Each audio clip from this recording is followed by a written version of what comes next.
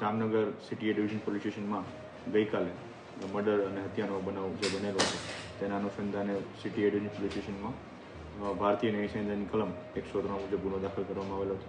ત્યારબાદ આરોપીને પકડી પાડવા માટે સિટી એ ડિવિઝનના સર્વેલન્સ સ્ટાફ, LCB, જિલ્લા LCB તેમજ કમાન્ડ કંટ્રોલની અલગ અલગ ટીમો બનાવી અને તેમના દ્વારા શોધખોળ શરૂ કરવામાં આવેલી હતી. બનાવ સ્થળેથી આરોપીઓ છે એ મોટરસાઇકલ બાઇકમાં ભાગેલા હોય તેવું પ્રાથમિક દ્રષ્ટિએ જાણવા મળેલું હતું, જેના આધારે જિલ્લાના કમાન્ડ કંટ્રોલ સેન્ટરમાં એનું ડિટેક્શન થતાં તે આગળ કાલાવાડ ચોકડી તરફથી આગળ જતાનું જાણવા મળેલું હતું. જેના આધારે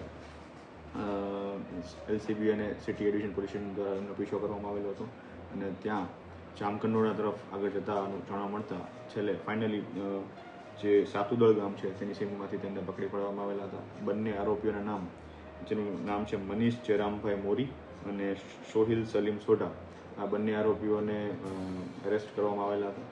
ત્યારબાદ એમને પ્રાથમિક દ્રષ્ટિએ પૂછપરછ કરતા બનાવનું કારણ એમના જે બેન છે એમના દ્વારા આશરે 6 થી 7 મહિના પહેલાં આમની સાથે જે લવ મેરેજ કરવામાં આવેલા હતા તે બાબતનું મનદુખ હોય જેના આધારે મર્ડર કરવાનું જણાવેલું હતું. વિગતવારની પૂછપરછ બાકી છે હાલ અને તેમને પોલીસ કસ્ટડી દરમિયાન પૂરા થતાં એમને કોર્ટમાં રજૂ કરતા હાલ દિન 3ના એમના પોલીસ કસ્ટડીના રિમાન્ડ મંજૂર કરવામાં આવેલા છે. તે દરમિયાન એમના અગાઉનો ગુનાહિત ઇતિહાસ તેમજ બનાવમાં બીજું કોણ એમની સાથે હતું કે કેમ બનાવનું પ્લાનિંગ તેમજ એક્ઝિક્યુશન બાબતની તમામ વિગતો ઇન્વેસ્ટિગેશનમાં આવરી લેવામાં આવશે.